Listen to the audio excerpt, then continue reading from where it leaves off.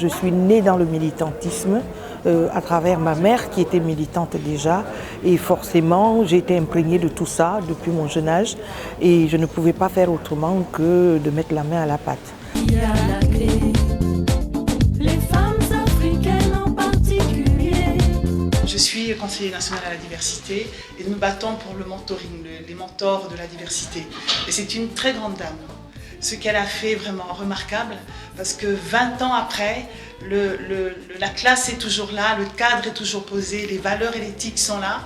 J'aimerais vraiment que IFAFE soit reconnu à sa juste valeur et que tout le monde puisse dire que si Damaris n'avait pas été en France, beaucoup de choses ne se seraient pas déroulées. Merci. Depuis en 1993 où nous nous sommes retrouvés en Hollande parmi les femmes africaines et européennes, on s'était dit, surtout les femmes africaines, qu'est-ce que nous faisons dans l'Europe maintenant que l'Europe va naître? Qu'est-ce que nous, femmes africaines, qu'est-ce que nous allons faire? On dit l'union fait la force. Or, le fait d'être regroupé sous une fédération, c'est là où on retrouve la force et c'est là où on est reconnu. Et je vais vous en citer les exemples. Dès que nous avons été une fédération, très vite on a été vu, remarqué, reconnu par les pouvoirs publics, non seulement par le travail que nous faisons, mais aussi par ce que nous représentons comme force.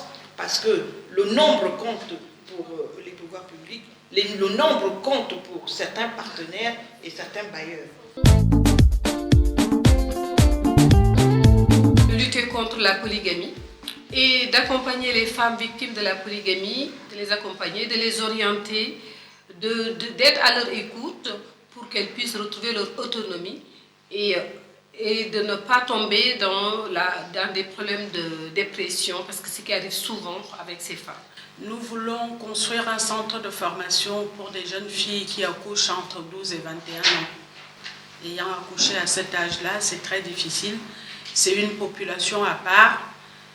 C'est une population, si on s'y intéresse, serait saisie très vite. On lui tend la perche à cette population, elle se relève. Le projet consiste à créer des binômes de femmes, donc des femmes migrantes, surtout des femmes primo-arrivantes, et des femmes d'ici, des femmes franciliennes, qu'elles soient françaises ou pas, qu'elles aient un parcours de migration ou pas, mais qui sont en France depuis au moins 5 ans, donc on ne peut plus appeler des primo-arrivantes, qui connaissent bien le territoire et qui sont impliquées peut-être dans du bénévolat, dans d'autres actions. Et l'idée, c'est de reconstituer des liens de solidarité en relation entre ces femmes qui soient fondées sur la réciprocité. Bien que la guerre est finie, il y a toujours des agressions sexuelles ou des viols qui continuent. Donc on essaye de surmonter ça, mais bon, 90 000 femmes, donc on est voilà, donc on essaye. On essaye de soutenir surtout ce qu'on peut faire financièrement pour retrouver du travail sans qu'elles retombent dans des difficultés et autres. Les violences faites aux femmes ont fait l'objet d'une grande cause nationale. Très souvent, les femmes qui subissent les violences, le plus les violences et les discriminations, sont celles qui sont loin des informations ou qui ne connaissent pas leurs droits pour se défendre. Notre public, dont la majorité sont les femmes migrantes, certaines d'entre elles rencontrent encore beaucoup de difficultés linguistiques, tant pour la lecture, l'écrit, et le plus souvent ne parlent pas le français.